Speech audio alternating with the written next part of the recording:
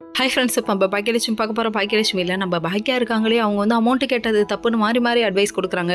டேய், உங்களோட ஃப்ரீ அட்வைஸை நான் கேட்க விரும்பல. 41,00,000 எப்படி கட்டணும், அதுக்கு பதில் மட்டும் சொல்லுங்கள் அப்படின்னு சொல்லி கேட்க, அமௌண்ட்டுன்னே ஜர்க் ஆகுதா, பேயினா இதுக்கு பயம் போல் அப்படின்னு சொல்லுவாங்களே, அந்த டைலாக்கை போல் பணம்னா இதுக்கு பீதி போல் அப்படிங்கிற மாதிரி ஆயிடுச்சு.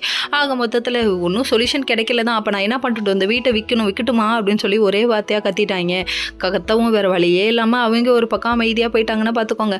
அதுக்கப்புறம் இவங்க சொன்ன கையோட சூட்டா வேலையை முடிக்கணுங்கிறதுக்காக போய் உட்காந்துட்டாங்க சுதாகர் ஆஃபீஸில். கடைசியில் பார்த்தா நான் அமௌண்ட்டு தருவேன் நீ நினைக்கிறியா, நான் உன்னை ஃப்ராடுத்தனை பண்ணி ஏமாத்தலான் இருக்கேன். கடவுள் உனக்கு ஒரு வழி வச்சிருக்காருப்பா. நீ ஒருத்தர் ஏமாத்துறான், இன்னும் ஒருத்தர் ஏமாத்துவாங்கன்னு தெரியாமலே போயிடுச்சேப்பா. நீ ஒரு இடத்துல அடிபட்டேன்னா கண்டிப்பாக இன்னொரு இடத்துல வந்து ஏஞ்சி நிற்பேன். ஆனால் நீ ஒருத்தரை அடிக்கணும்னு நினச்சேன்னா கடவுள் ஒன்று அடித்து தள்ளிட்டு போயிடுவார்ப்பா அப்படிங்கிற மாதிரி ஆயிடுச்சு. இப்போல்லாம் பல டைலாக்கை பக்குவமாக போட்டு விட்டாங்க நம்ம பாக்கியா மேடம். கடைசியில் பார்த்தா அமௌண்ட்டு தரமாட்டேன்னு சொன்னவங்களுக்கு நான் முடிவாக சொல்கிறேன், 40 லட்சம் கண்டிப்பாக தரேன் அப்படின்னு சொல்லிட்டாங்க. என்ன பண்ணுறது, பொண்ணுக்காக 1 லட்சம் நஷ்டம் ஆனாலும் பரவாயில்லன்னு சொல்லிட்டு அவங்க நினைக்க ஆரம்பிச்சிட்டாங்க. வேறு வழி இல்லை, நகை தானே, அதை நான் மூட்டுக்கிறேன் அப்படின்னு சொல்லிட்டு இவங்க பிளான் பண்ணிட்டாங்க. அதுக்கப்புறம் பார்த்தா சைலண்ட்டாக வெளியே வந்துட்டாங்க. இப்போ கொடுப்பாரா கொடுக்க மாட்டாரான்னு தெரில நம்ம சுதாகர்.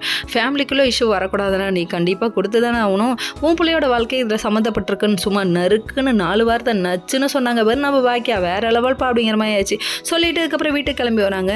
நீங்கள் வீட்டில் இருந்து இப்போ தாம்மா பார்க்குறேன் அப்படிங்கிறாரு நம்ம செலின்னு. நக்கல் அடிக்கிறியாடா, இவெல்லாம் நக்கல் அடிக்கிற நிலமையில நான் இருக்கேன்டா அப்படிங்கிற மாதிரி ஆயிடுச்சு. நக்கல் அடிக்கலப்பா, அம்மாவை நான் மிஸ் பண்ணேன்ப்பாங்கிறாங்க. என்ன இதுக்கு பேர் லவ்வோ? Okay friends.